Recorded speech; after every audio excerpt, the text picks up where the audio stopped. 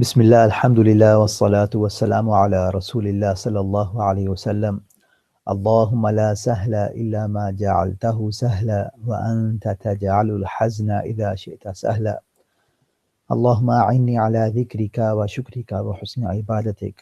Assalamu alaikum wa rahmatullahi wa barakatuh. I welcome you all to our 16th lesson of online Tajweed classes. Jazakumullah khair for keeping up with the lessons.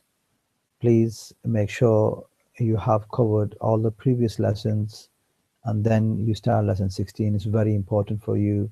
There's no point if you just keep going and just finish the course but don't implement. So please make sure you understand all the letters from alif to ya, all the vowels, fatha, kasra, dhamma, fatha qa'ima, kasra qa'ima, dhamma maqluba, tanween, fatha tanween, kasra tanween, dhamma tanween, shadda, sukoon, mad. All these vowels, make sure you have covered them and studied them. And any questions you have, please ask through WhatsApp, email, or you can drop me a message on the mobile, inshallah, and I'll try my best to get back to you. Okay, so today's lesson is about Ith'har. As from our previous lesson, we know that ghunna contains two letters, the nasalization of the sound, noon and mim. And in the noon section, we have this, what you can see on the screen, which is noon sakin and tanween. Now, this rule, noon sakin and tanween, has further 4 rules, which comes under noon sakin and tanween. Today, we're going to just cover Ith'har. Ith'har is the most left one, which you can see on the screen. Now let's have a look what does Ith'har means and how we can apply this rule to the certain letters in the word in Quran. Okay, Ith'har. Ith'har literally, linguistically, it means clear, obvious, or apparent. Something which is clear and apparent.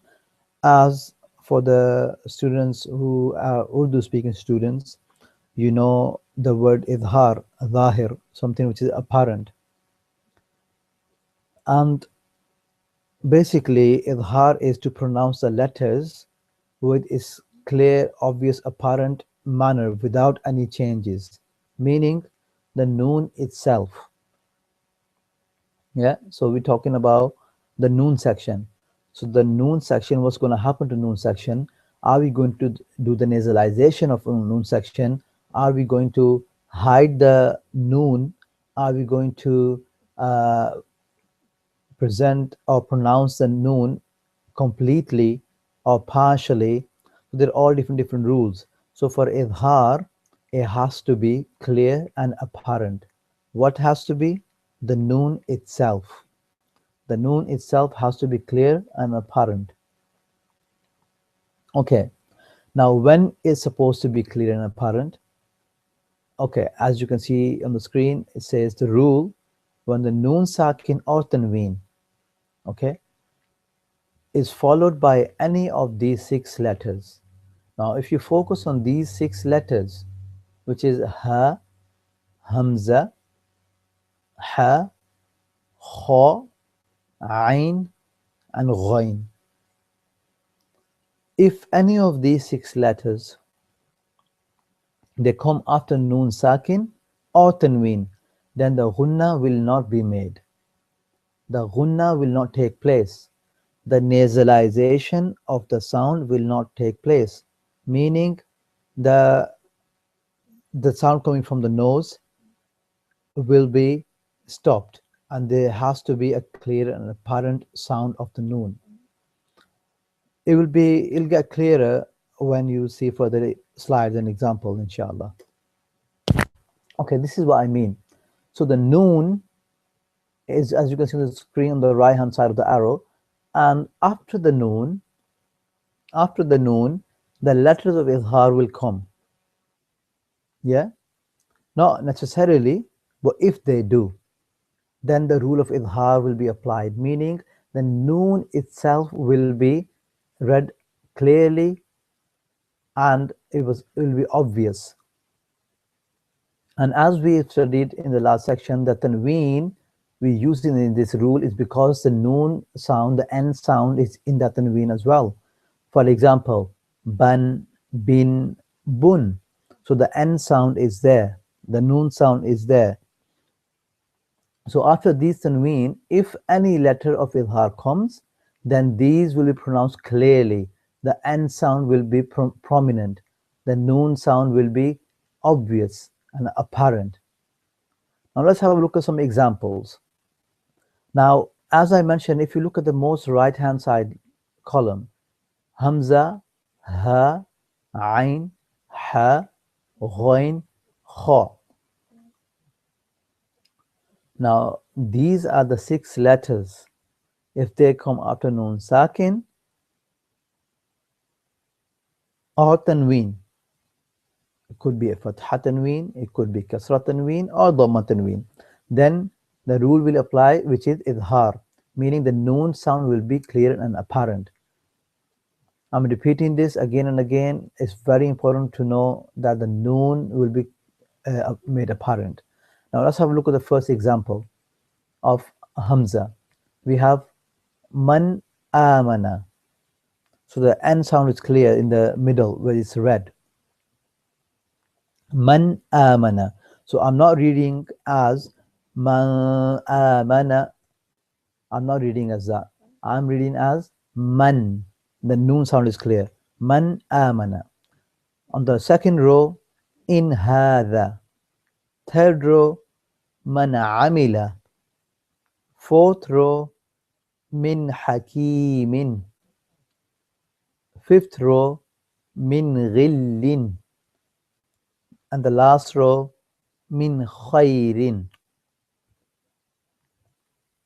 So as you can see, Hamza, Ha, Ain, Ha, Ghain, and Kha. In all these 6 rows, all these different letters are coming after Noon Sakin in the second column. Then another important point is in this column, these are 2 different words. So the same letters are coming after Noon Sakina, but as a different word.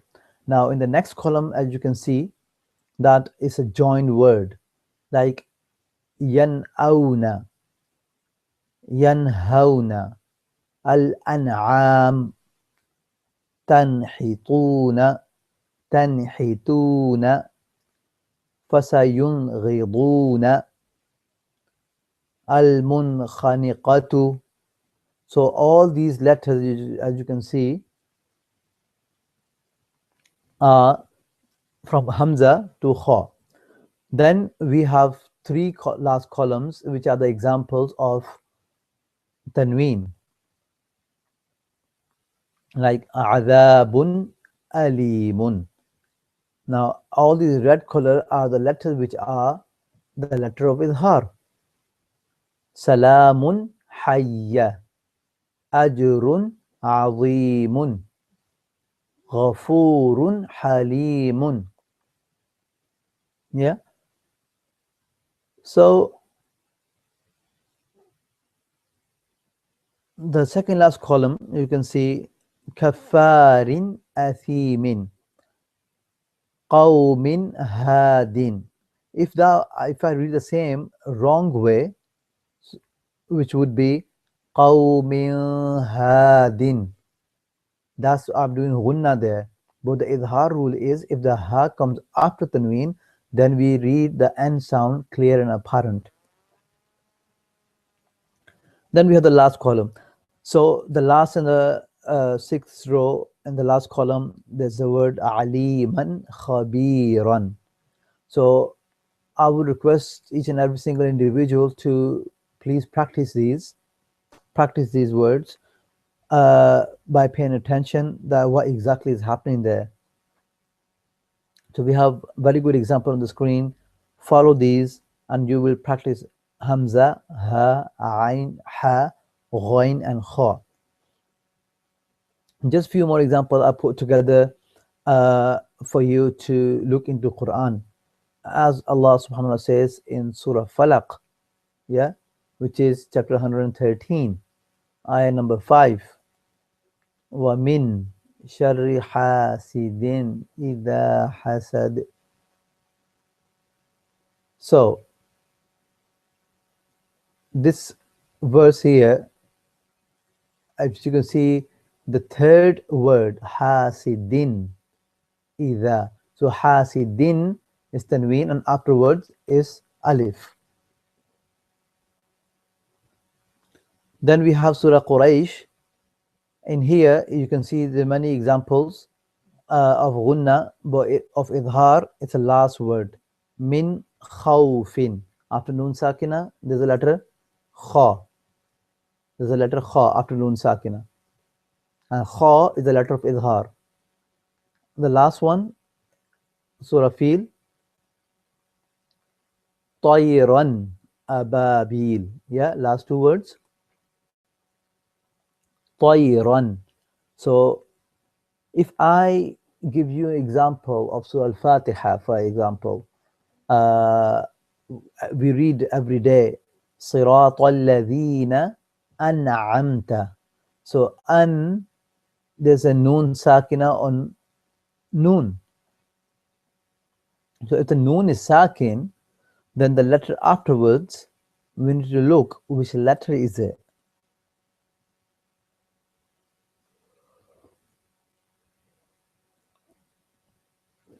If the letter is of idhar, which is ha, hamza, ha, ain, kha, ghain, any of these 6 letters, then we have to make the noon sound clear and apparent. So if I ask you, okay, why are you reading noon clear and apparent? The answer you should give should be in this manner. It should be, okay, let's say the first example, hasidin idha hasad. Yeah. So the answer should be, the after tanween there's a letter which is alif, and the alif is a letter of idhar, and due to that the rule of idhar will apply, which is that it will make the din sound, the noon sound in there clear and apparent. Again, second example, min khawfin. You will say, I'm doing idhar here because after noon sakina there's a letter of idhar which is kha, and when that comes the idhar rule applies, which is to make it clear and apparent. So hope this is clear to you, inshallah. There's many examples in the Quran. Find the examples and practice them. Any questions you have, please email or WhatsApp or text message, anything. Jazakumullah khairan wa barakallahu feekum. Wassalamu alaikum wa rahmatullahi wa barakatuh.